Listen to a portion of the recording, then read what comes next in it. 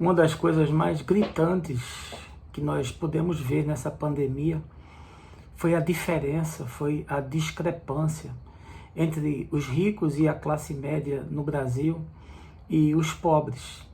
O fosso que separa essas pessoas é algo impraticável. E nós podemos constatar isso na brutal forma de contaminação e também na brutal diferença no atendimento, na possibilidade que cada um teve de lidar com os desafios da doença, com as limitações de isolamento social, com a possibilidade de se precaver, de guardar os seus, de poder se isolar e continuar recebendo o seu salário. Foi algo tão brutal e tão gritante que não há como a gente não se chocar.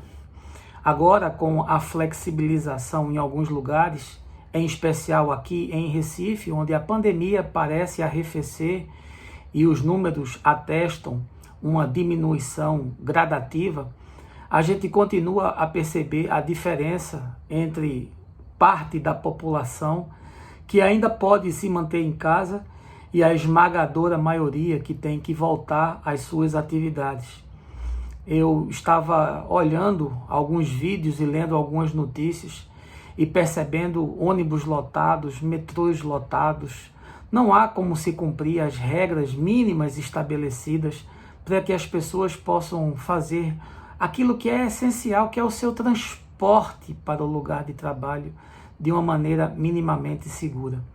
As lotações dos nossos dias me lembram muito as galés, aqueles navios que eram usados na Idade Média e que foram, sobretudo, foco da obra Os Miseráveis, de Victor Hugo, quando aquele personagem, Jean Valjean, ele é condenado para trabalhar forçado nas galés. E nós estamos falando do século XIX. Na verdade, no começo, não eram apenas os condenados que remavam naquelas condições insalubres, mas pessoas também se ofereciam para trabalhar em função de receberem valores que eram pagos a mais do que no mercado tradicional. Os ônibus dos nossos dias parecem as galés, onde as pessoas são submetidas a uma condição totalmente insalubre. E muitas dessas pessoas vão trabalhar em lugares absurdamente insalubres. E a gente pensa, eu não tenho nada a ver com isso. Eu não sou governo, eu não tenho nada a ver com esse problema. Mas nós estamos construindo essa sociedade e nós vamos ser cobrados pelo bem e pelo mal que fizemos e também pela nossa negligência. Eu me lembro do texto das Escrituras no livro do Êxodo, em que o profeta Moisés é chamado para libertar o povo da escravidão do Egito. Aproximadamente 400 anos de trabalho forçado, de uma mão de obra barata que era empregada para construir aquela potência mundial. E o texto fala da seguinte forma: Moisés, eu ouvi o clamor do meu povo que chega até a minha presença. É engano nosso nós imaginarmos que Deus não está ouvindo o clamor dessa gente. É engano nosso nós imaginarmos que Deus está fazendo vista grossa para o sofrimento de milhões de pessoas. Não. Isso será trazido a juízo. A nossa ambição, o nosso egoísmo, o nosso descaso com a dor humana, a nossa falta de solidariedade, a nossa insensibilidade e a nossa ganância de lucrar muito e oferecer salários indignos, isso vai ser cobrado no dia do juízo. Nós estaremos diante de Deus e Ele vai nos cobrar isso.